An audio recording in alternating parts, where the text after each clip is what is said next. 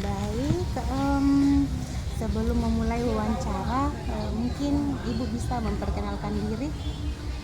Baik ya, Assalamualaikum warahmatullahi wabarakatuh. Bismillahirrahmanirrahim. Terima kasih. Saya sudah ditunjuk sebagai responden hari ini. Suatu kebanggaan bagi saya meskipun sebenarnya ini spontan. Ya. Dan baik, saya memperkenalkan diri, nama saya Hidayanti, usia 52 tahun dan punya anak 3 orang. Masya Allah. Bekerja sebagai ASN, guru madrasah ibtidaiyah. Ah, Seperti itu. Oke, karena baik, langsung saja Ibu. Saya ingin mengajukan pertanyaan, mungkin ada sekitar 30 lebih. Ya. Jadi ini dijawab sesuai dengan pengalaman Ibu selama mendidik anak atau pola asuh apa yang dilakukan sama anak. Ya. Jadi seberapa sering Ibu meluangkan waktu khusus untuk berinteraksi dan mendengarkan cerita anak dalam sehari? Ya, karena kebetulan saya itu bersama dengan anak cuma sampai usia 12 tahun dan jarak mereka itu tidak jauh. Jaraknya dari anak pertama sampai anak kedua itu 2 tahun 2 bulan, kemudian anak kedua ke anak ketiga 2 tahun 4 bulan. Jadi kalau ditanya seberapa sering, sebenarnya tergantung dari usianya. Pada saat mereka masih anak-anak tentu saja, atau pada saat masih bayi tentu saja sering sekali. Tetapi seiring dengan berjalannya waktu, apalagi saya juga ASN, dan ketika anak-anak itu sudah masuk usia sekolah TK misalnya, dan punya adik, tentu saja untuk sering bersama dengan mereka tidak terlalu bisa dibilang sering, tapi intens ya. Perhatiannya itu ya paling sedikit sampai 10 menit untuk satu orang, misalnya kakaknya ya, beda dengan adiknya karena masih butuh sekali perhatian. Dan kalau dengan saya sebagai ASN tidak mungkin akan bisa sama perhatiannya ke anak pertama sampai ke anak ketiga, yang pastinya minimal 30 menit dalam sehari gitu. Baik, bagaimana cara Ibu menunjukkan kasih sayang kepada anak-anak ketika mereka membutuhkan perhatian? Iya, jelas sentuhan fisik. Ya, saya jadi kayak mau menangis. Iya, ya. Nggak apa-apa. Kalau yang pertama tentunya kan cepat punya adik, dan hari ini saya sesali karena itu juga efek buruknya kalau punya adik cepat ya. Tetapi bagusnya cepat mandiri, anak-anak cepat mandiri. Kalau saya paling menyentuh dengan fisik, mencium, memeluk atau membelai ya, begitu. Seperti itu. Tapi itu sih. Apa yang Ibu lakukan untuk memastikan anak merasa diperhatikan dan dicintai secara konsisten? Apa ya? Ya itu tadi, ketika melakukan kesalahan kita tidak lantas memarahi misalnya, tapi kita sentuh dia dengan beri perhatian dan kita kasih alasan bahwa misalnya ini tidak baik kalau seperti ini dan konsekuensinya seperti apa. Dan itu yang selalu harus konsisten sebagai orang tua lakukan. Bagaimana Ibu merespon ketika anak mengungkapkan perasaannya kayak sedih, takut, atau marah? Ya kalau ya masih sama aja yang tadi, kita rangkul dia. Misalnya kalau marah kita tanya apa alasannya, marahnya karena apa, sedihnya karena apa, takutnya karena apa. Jadi kita cari tahu dulu apa permasalahan yang dialami, kemudian kita cari solusi. Dan tentu saja kita lihat usia anak seperti apa kebutuhannya pada saat dia mengalami hal yang seperti itu. Saya pikir kan biasa kalau ibu ditanya pada saat anaknya marah, oh ibunya lebih marah. Nggak bisa. Iya, betul. Secara teori memang tapi kadang kan tergantung dari kondisi ibu misalnya, tergantung. Tapi yang seharusnya kalau bijak, dan itu memang saya kalau kesannya saya memang tegas, saya kayak orang tua yang, tapi saya itu terlalu menyentuh dengan hati. Saya memang kesannya tidak terlalu memberikan ruang untuk mereka bermanja-manja, tetapi saya berusaha untuk anak-anak bisa sebijak mungkin memahami kondisinya pada saat apa yang dialami itu. Apakah dia sedih, kenapa marah. Kalau kita tidak lantas mendukung dia ketika dia marah, kecewa, apa alasannya? Misalnya kalau dia marah, kecewa karena dia butuh mainan temannya misalnya, kita harus cari tahu apa permasalahannya, sampai kenapa sedih, gembira, apa seperti itu. Seberapa terbuka komunikasi ibu dengan anak untuk memahami kebutuhan emosional mereka? Ya, kalau ditanya seberapa terbuka, tidak ada batasan berapa, karena kan kita harus memang harus on time terbuka Ya. harus memahami apa kebutuhan anak, bukan karena keinginan, tetapi apa kebutuhannya. Karena kalau kapan kita memahami kebutuhannya tanpa melihat memahami keinginannya tanpa melihat kebutuhannya, itu kan tidak akan sinkron dengan pola kembang anak nantinya. Apa yang ibu lakukan ketika anak mengalami masalah atau kesulitan dalam hidupnya? Ya, kan pengalaman saya belum pernah merasakan sejauh itu apa yang dialami anak saya, karena anak saya masih yang pertama masih kuliah, yang pertama, yang kedua itu masih alia ya, kelas 2, yang terakhir sejauh ini hanya sebatas yang dialami di pondoknya. Contoh pada saat kakak pertamanya itu masih baru masuk, pernah kehilangan alma mater. Tahu? Pernah kehilangan alma mater. Apa tadi pertanyaannya? Jadi dia tuh kayak apa yang ibu lakukan ketika anak-anak memiliki masalah, bagaimana cara kita sama anak untuk menghadapi masalahnya, masalah kehidupan. Harus kita mendekati secara personal, pokoknya kita dekati dia, kita tanya apa masalah hari ini, misalnya hari ini kamu dapat masalah apa, bagaimana, pokoknya kita harus selalu komunikasi lah. Ya, komunikasi penting. Dan pernah itu saya kehilangan alma mater, dan dia saya tahu pasti dia takut sekali pada saat itu, karena dia merasa bersalah alma maternya hilang pada saat berwudu. Saya kesana di pondoknya, saya sudah lihat bahasa tubuhnya, dia pasti akan dapat marah menurut dia, tapi saya justru rangkul dia. Saya panggil dia, saya rangkul dia. Di saat itu dia justru menangis. Entah dia menangis karena bagaimana, menangis mungkin karena yang di ekspektasinya dia akan saya dimarahi, saya pasti dimarahi, tapi justru pada saat saya peluk tidak apa-apa. Nah, mending kita yang kehilangan daripada kita yang mengambil. Itu tidak hilang sebenarnya, tapi ujian. Siapa juga mau ambil alma maternya, karena itu ada namanya, cuma umat malaikat. Tidak. Jadi bukan suatu persoalan kalau kita kehilangan sesuatu atau kita mengalami kekecewaan. Apa tadi itu yang untuk masalah, untuk mengatasi masalah ya, gitu. Iya tuh. Kita cari tahu dulu permasalahannya apa, dan kemudian bantu untuk mencari solusinya.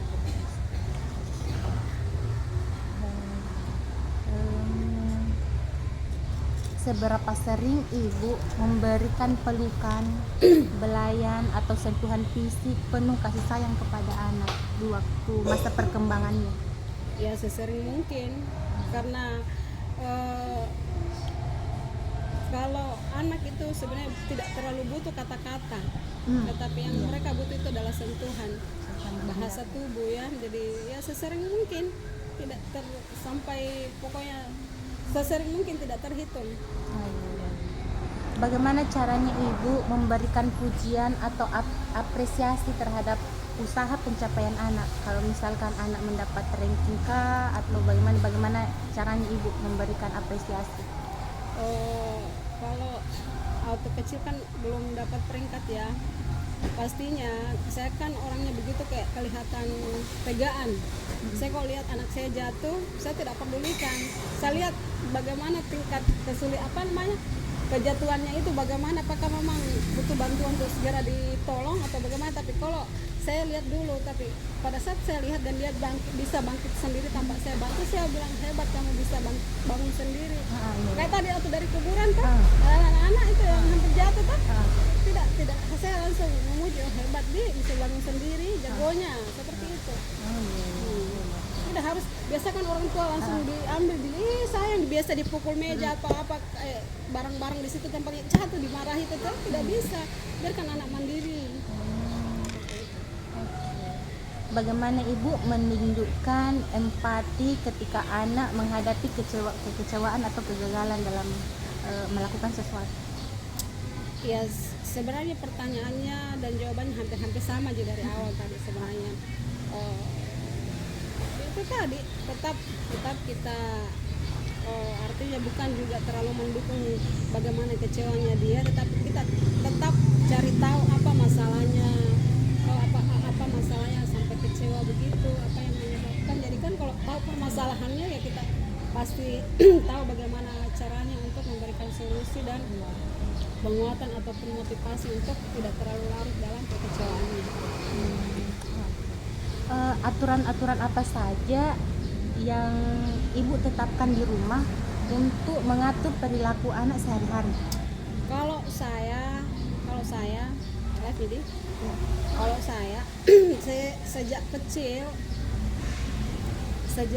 itu tadi kan anak saya beda-beda 2 tahun ya. Ya. Bayangkan itu anak saya baru TK, saya sudah biasakan memang untuk tidur sendiri dan menggantung kelambunya sendiri. Dan bukan cuma itu, contohnya juga untuk membiasakan anak seperti itu bangun pagi misalnya. Dia harus bangun lebih awal. Ya. Kemudian jam tidurnya itu dia paling lambat kalau masih anak-anak harus tidur jam 9. Bangun tidur tepat waktu ya. Biasakan juga membersihkan tempat tidurnya sebelum keluar dari kamar. Yang contoh-contoh begitu terus biasa saya suruh bantu-bantu angkat piring, cuci piring bertiga di situ.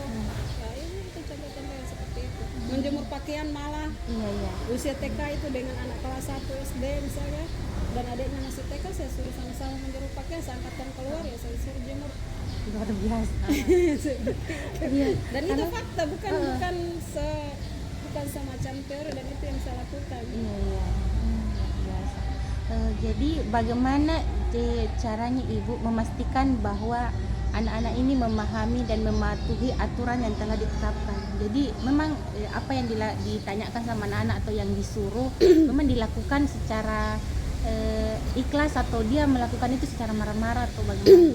Awalnya mungkin terasa berat, tapi saya harus konsisten. Iya. Misalnya anak saya suruh salat, jujur yang cowok dengan yang bungsu saya kadang dapati dia pura-pura ke kamar kayak salat, tapi saya tahu saya suruh ulang salat kembali kan. Pengalaman kan saya juga waktu kecil kadang begitu. Jadi saya tahu saya kan tahu salat itu paling sedikit waktunya 5 menit.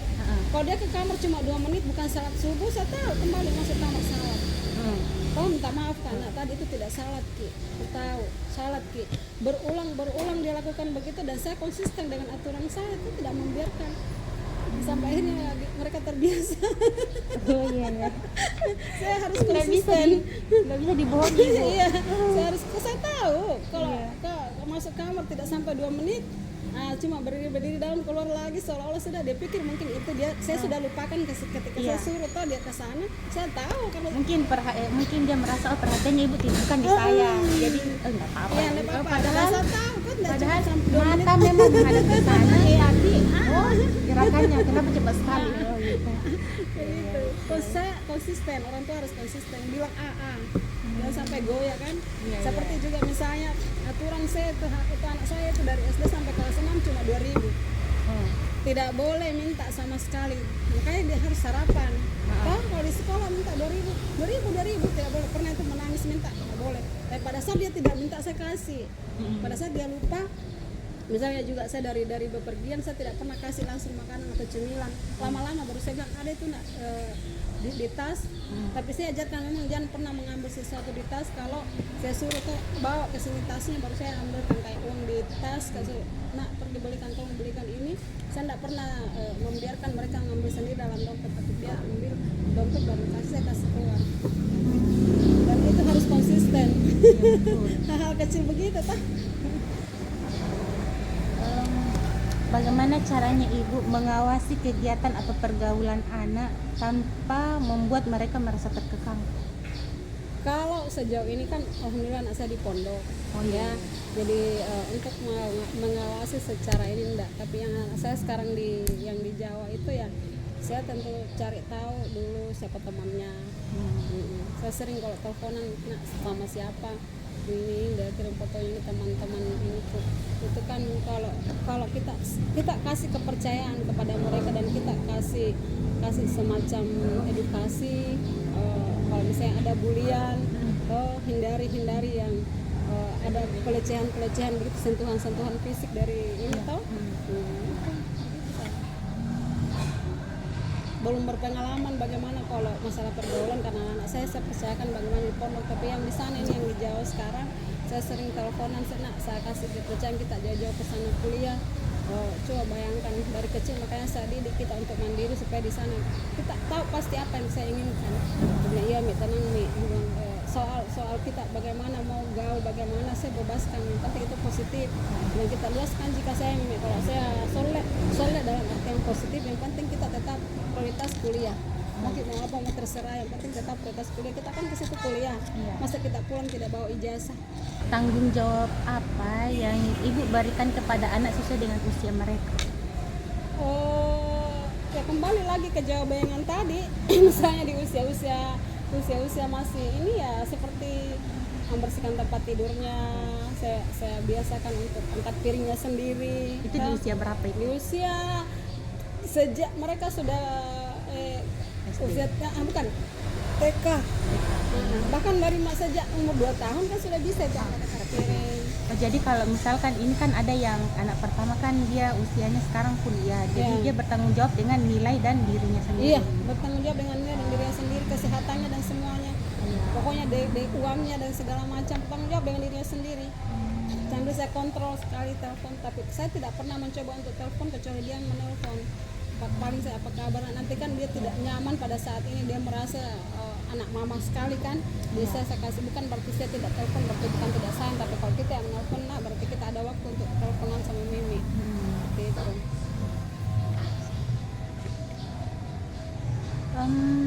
Ini kembali lagi saya kayak jawaban yang tadi, seberapa sering ibu menjelaskan alasan dibalik aturan-aturan yang diberikan sama anak? Sesering mungkin, tapi dilihat juga kondisinya, kan anak-anak akan bosan. Dilihat pada saat ada pelanggaran misalnya, tapi alhamdulillah sejauh ini tidak sampai terlalu banyak pelanggaran, tetapi sesering tergantung kebutuhan. Iya. Seperti itu. Karena kalau sering-sering juga anak-anak akan bosan. Tak carilah tema pembicaraan yang, kalau misalnya sekarang kan sudah remaja. Sudah remaja ya kita kasih edukasi bagaimana pergaulan sesama jenis, edukasi bagaimana menjaga diri sendiri. Begitu. Apa yang ibu lakukan ketika anak melanggar batasan yang telah ditetapkan? Sesuai dengan usianya, misalkan anak pertama melakukan pelanggaran, apa yang dilakukan? Karena dia mungkin agak sekarang kayak beranjak dari remaja akhir gitu ke tingkat dewasa. Saya akan bertanya, bagaimana rasanya ketika kamu melakukan pelanggaran dan itu ada konsekuensinya. Ketika ada pelanggaran, misalnya contoh paling kecil, anak saya pernah yang cewek berbohong. Dia ambil itu kartu sehat, apa namanya, kontrolnya temannya untuk pulang. Dengan alasan itu sampai di rumah saya lihat ini apa, minta maaf Nabi, apa namanya, dia bilang tidak ditahu Ji, tidak ketahuan Ji. Nah saya bilang, nak, bukan persoalan ketahuan, tetapi persoalan konsekuensinya ketika ketahuan. Ini bukan, makanya itu justru ada aturan supaya tidak ada pelanggaran. Kenapa dia kalau dilanggar nih? Nah seperti itu. Ini kalau bisa tidak boleh lagi kita ulangi, karena bukan persoalan ketahuan, tapi persoalan kepercayaan. Satu kali kita melakukan kesalahan itu, selamanya kita tidak akan pernah dipercaya. Iya. Keputusan-keputusan apa saja yang ibu izinkan pada anak untuk sendiri membuat keputusan sendiri di usianya? Keputusan Kalau yang ini kemarin yang anak-anak saya yang mau kuliah tuh, contoh kakaknya dulu yang mau kuliah, dia sebenarnya mau ambil ekonomi syariah, tapi jauh-jauh ke Jawa. Jadi saya bilang kalau saya maunya di Makassar, kalau saya bilang kalau kita mau ambil ekonomi syariah jauh-jauh, nak mending di Makassar banyak sih. Tapi kalau kita mau ambil pilihannya Mimi bahasa Arab, nanti kan kita ambil akta mengajar, saya izinkan. Dia bilang saya tidak mau mengajar Mimi. Saya bilang oke.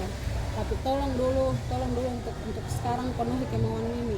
Nanti setelah kita selesai mau S2 mau S3 kita terserah mau pilihan apa. Karena saya nanti mikirnya, nak, siapa tahu suatu saat kita tidak dapat pekerjaan, ujung-ujungnya pasti kita mau mengajar. Ini kan kita keturunan mengajar, tidak ada keturunan bisnis. Dia bilang tidak akan pernah kalau kita tidak pernah mencoba. Saya bilang oke, nak, nyalinya besar, bagus, saya salut. Tapi nantilah setelah kita ada akta, terserah kita mau jadi apa. Seperti itu. Berarti kita juga memberikan peluang untuk Iya, saya kasih, memilih. iya, saya bilang kasih dulu saya dulu yang memilih sekarang. Karena saya pikir dia usianya dia masih labil untuk menentukan. Nantilah ketika dia sudah benar-benar matang, saya tanpa bilang, Kak, barangkali mungkin pada saat dia dewasa sekali justru dia mungkin bertanya ke saya, Mi, apa mau tak? Tapi sekarang bahasa saya nantilah kalau kita sudah selesai, nak, mau S2, mau S3 dan seterusnya, kita terserah maunya apa. Itu kan bisa dibilang masih ini saya kan, saya takutnya ketika keinginannya itu nanti tidak ini juga kalau misalnya ekonomi syariah dia mau ambil, saya tidak sepakat. Tapi nanti setelah kalau kau sudah mau S2 ya terserah mau ambil syariah atau ekonomi syariah terserah. Seberapa sering ibu berdiskusi dengan anak untuk mengembangkan kemampuan berpikir kritis mereka? Sering sih tidak, balik lagi tergantung kondisi. Tergantung kondisi. Pada saat kita sama-sama, yang jelas saya tidak pernah memancing anak-anak yang duluan. Ini yang kemarin yang cewek baru saya tahu ternyata dia mau jadi dosen. Karena saya kan memang tidak pernah bertanya-tanya, saya memang, dan justru pada saat dia masih TK saya tidak pernah mengajari dia untuk membaca. Tidak pernah, saya cuek, saya pulang, tidak pernah. Karena saya pikir nantilah dia akan tahu sendiri, nanti mau masuk kelas 1 baru saya ajar, karena malu-maluin kalau dia tidak bisa membaca masuk di kelas 1 ada guru lagi. Saya bawa buku belajar membaca dari sekolah, saya kasih belajar tidak membaca. Apa mau baca Mimi? Yang itu kok yang baca Ki, belajar Ki, Abang nggak baca semua ternyata bisa membaca. Jadi sejak di situ saya tidak pernah lagi saya selalu memberikan kepercayaan. Tidak pernah saya menekan harus ke belajar, tidak pernah. Begitu saya. Karena saya pikir biar belajar, kalau aku yang biar anak-anak itu biar yang penting dia disiplin. Misalnya kalau malam siapkan apa besok pelajarannya. Disiplin, siapkan memang barang-barangnya dan periksa PR-nya kalau ada PR-nya. Begitu. Pernahkah ibu membuat anak merasa bersalah agar mereka mematuhi keinginan ibu? Jika ya, seperti apa situasinya pada saat itu? Kayak tadi. Pernah. Waktu saya kan paling disiplin, bukan paling ya, paling saya malu kalau telat ke sekolah misalnya. Itu hari saya sudah pesan mandi, sarapan, mandi, pakai baju. Setelah pakai baju, pakai kaos kaki, pakai sepatu, terserah mau bagaimana. Jangan tunggu saya nanti pakai baju, pakai sepatu baru kamu mau pakai sepatu juga, karena saya tidak akan secepat kilat dengan apa yang saya lakukan. Karena saya paling tidak suka menunggu. Jadi pernah beberapa kali saya tinggal. Karena saya sudah selesai, mereka masih baru pakai kaos kaki, saya tinggal. Dengan konsistensi seperti itu. Jadi sejak saat itu mereka tidak sering. Dan kedua pernah juga minta ikut. Yang bungsu minta ikut, saya bilang, nak, ada waktunya saya bawa. Ada waktunya saya bawa, tidak harus selalu ke bawa, karena kita akan bosan juga situasinya. Mimi tahu kapan saatnya kita pantas untuk dibawa dan kapan saatnya tidak bisa. Terus dia bilang, suatu saat dia protes, Mi, bawa malah lagi. Kenapa? Kan bilang ada saatnya ku bawa, ada saatnya tidak. Iya, belum waktunya. Nah, dan akhirnya di situ dia memahami, oh ya saya tidak usah ikut kalau tidak diajak. Seberapa sering ibu memeriksa barang-barang pribadi anak seperti HP atau buku diary tanpa izin mereka? Kalau zaman mereka masih SMP ya tingkat ospek ya, kalau pesantren saya sering karena saya tidak menginginkan itu kan mereka ada grup. Dan pernah saya satu kali saya dapati yang itu bahasa-bahasa kasar ya. Jadi saya tegur, saya minta maaf Nadi, saya paling anti itu bahasa-bahasa begitu, itu yang ASU kan, itu kan bahasa-bahasa ASU begitu. Meskipun itu candaan, itu tidak bisa, memang kan di sana diajari. Pernah kan dengar di sana ustaznya bilang begitu, karena di rumah itu tidak pernah kau ajari begitu. Tapi sejak mereka sudah masuk di usia-usia yang alias sekarang dengar tidak terlalu sering, itu kan privasi. Dan saya juga tidak menginginkan ketika ada hal yang ini, tapi tetap saya mengedukasi, memberi pemahaman mereka bahwa tetap hati-hati dengan komunikasi, karena itu bisa berakibat fatal ketika ada bahasa-bahasa yang namanya pelecehan, pencemaran nama baik apa segala macam. Privasi tidak boleh kita terlalu ini, kecuali kita izin ya, tidak boleh kita terlalu masuk ke ruang privasi anak-anak.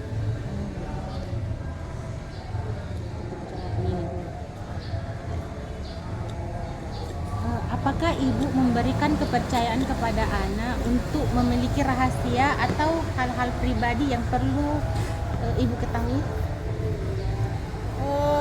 Sebenarnya bagusnya itu kita berteman dengan anak. Kalau misalnya usia remaja harusnya kita itu akrab, tidak ada rahasia-rahasia.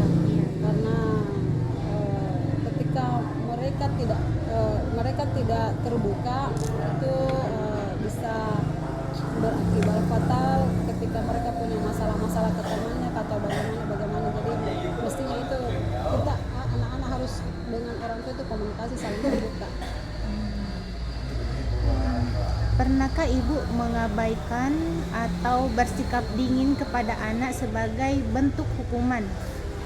Tidak sering, tidak pernah. Terpikir kan tadi dibilang kalau misalkan kamu lambat saya tinggalkan. Jadi bukan itu semacam hukuman yang karena konsekuensi dari yang saya sudah bilang. Tapi kalau bersikap itu tindakan, kalau dingin itu mengabaikan, semacam mengabaikan. Ya misalnya kalau kita misalnya dia anak punya salah dan kita abaikan, misalnya kita tidak ajak bicara dia dalam beberapa hari, atau itu justru mereka akan merasa tidak dianggap. Mereka tidak akan dianggap. Saya itu lebih mending saya cepat menyelesaikan daripada harus diam-diam. Kalau tidak enak itu rasanya kalau kita didiamkan, didinginkan, kayak diabaikan. Mending karena selesai masalah tuh. Bagaimana caranya ibu menunjukkan ketidaksetujuan terhadap perilaku tanpa menarik kasih sayang ibu ke anak? Saya kembali lagi, masih ada tambahan tadi itu yang pertama. Karena apalagi saya pernah bilang ketika saya sudah tidak bicara, kalau saya sudah tidak sudah diam, berarti saya tidak sayang. Saya sudah tidak sayang. Kalau saya benar-benar sudah tidak tegur saya diam dingin, berarti saya sudah tidak sayang. Jadi pertanyaan tadi ini apa? Tadi kan bagaimana caranya menunjukkan ketidaksetujuan terhadap perilaku anak tanpa menarik kasih sayang? Apa menarik kasih sayang? Tetap disayang, tapi menunjukkan ketidaksetujuan sama apa yang dilakukan anak, tidak setuju sama itu, tapi tetap disayang. Cuman perilaku tak ini. Contoh yang waktu masih anak-anak atau tadi saya sempat bilang sama kita itu, kalau sama aja anak-anak sekarang saya kan mengajar di kelas 2, sebaiknya itu sering-seringlah menggunakan kalimat positif, kurangi menggunakan kalimat negatif. Misalnya jangan ribut, itu kan negatif. Yang seharusnya itu kan kalau kita bilang jangan ribut, itu mereka anak-anak pikir nggak sayang, kini kenapa dilarang ribut, misalnya kenapa sih kita dilarang ribut, apa masalahnya? Mending kita bilang bisa diam, boleh diam, boleh diam, atau misalnya jangan lari-lari, justru mereka itu akan tertantang untuk semakin lari-lari. Itu ya kita jalan saja ya. Boleh kita jalan. Saya kalau kita lagi jalan-jalan terus lari tuh jangan lari aja, justru semakin lari. Sini kita jalan saja ya. Itu kan mereka kita dia. Gitu. Kalau secara psikologinya kan bisa, anak-anak kan tidak otak kan tidak mengenal kata jangan. Jadi kalau bilang jangan ribut, yang diingat itu ribut. Ya jangan ributnya. Bilang bisa diam kan bisa itu tidak diingat, tapi diamnya ya. ya kata terakhir yang cenderung diingat. Ini Jangan lari, larinya yang diingat. Jadi ya ayo kita jalan saja. kan otak Jangan, tidak jangan. mengenal kata jangan Iya. gitu. Dia langsung ribut ribut Iya, gitu. jangan ribut-ributnya yang tersimpan Pak. Jadi dia bisa ribut. Jadi ini, apakah ungkapan cinta ibu dan perhatian apakah ungkapan cinta dan perhatian ibu kepada anak bergantung pada perilaku atau prestasi mereka? Iya, tidak bisa seperti itu. Oh, iya. Rasanya tidak adil. Masa iya nanti kita sayang kalau mereka akan justru terbebani nanti saya misalnya biasa anak-anak kan biasa minta Mi doakanlah supaya mudah-mudahan doakan Kak Nak Mi Kak Nak Mi tidak Kak Kak Nak sampai saja. Soal itu peringkat tidak menjamin itu bagaimana. Yang saya mau itu tetap kita akhlaknya bagus, etikanya bagus, itu yang tekan akhlak, perilaku, pokoknya adab sopan santunnya. Kalau misalnya nanti kita sayang kalau dia misalnya berprestasi ya nggak bisa begitu, rasanya tidak adil. Anak-anak kan beda-beda tuh artinya punya ini tersendiri. Nggak adil rasanya kalau nanti mereka berprestasi baru kita sayang, nggak bisa. Karena Tidak ada hubungannya itu. Iya, tapi kan ini kayak apa? Ini kan kayak pertanyaan untuk menggali bagaimana ibu menerapkan pola asuh terhadap anak, dan ini ada beberapa responden dan itu kayak banyak sekali perbedaannya lah. Jadi hasil dari ini akan dibuatkan laporan dan saya minta izin nanti videonya mungkin saya upload di YouTube, tapi ini kan privasi. Jadi ibu makanya tadi ibu tidak saya kasih masuk di kamera karena ini akan dijadikan pelajaran untuk bersama. Tidak masalah, dan bagusnya kita saring saja mana yang menurut kita, tapi itu yang menurut saya pengalaman saya. Jadi memang apa ya, kita harus pertama tadi konsisten dengan aturan yang kita lakukan, kemudian biarlah orang menilai kita. Misalnya saya pernah baca buku Edi, Ayah Edi, kan ada buku Ayah Edi, memang bagus sekali di situ bagaimana mengasuh anak. Itu anak kadang-kadang kan kalau misalnya di rumah nanti kalau di pasar jangan macam-macam, minta ini ya jangan ya, terus dia bilang iya oke. Sampai di pasar malah mengamuk. Biasa kan orang tua pasti malu toh. Kata Ayah Edi, jangan pedulikan itu rasa malunya, itu yang menertawakan belum baca Edi. Dan sekarang beda lagi, anak-anak itu biasa kalau di tempat-tempat ramai begitu, di pengantin misalnya menangis gara-gara HP. Memang dia tidak langsung bilang HP, tapi dia pasti bilang pasti saya dikasih HP biar aman. Saya bilang jangan konsisten, karena dia akan capek sendiri, berhenti sendiri ketika kita, dan tidak usah dipedulikan, diabaikan saja seolah jangan pedulikan kata orang bilang begini kan, yang mereka juga paham, sebagian besar pasti paham itu bagaimana kondisinya tuh. Tidak usah, abaikan saja. Ini anak akan jadi senjatanya saya ketika ada orang dia minta uang kita kasih, besoknya begitu lagi tidak dikasih, menangis, kita kasih lagi, akan begitu karena itu jadi senjatanya. Oke, terima kasih Bu. Jadi saya videonya saya hentikan.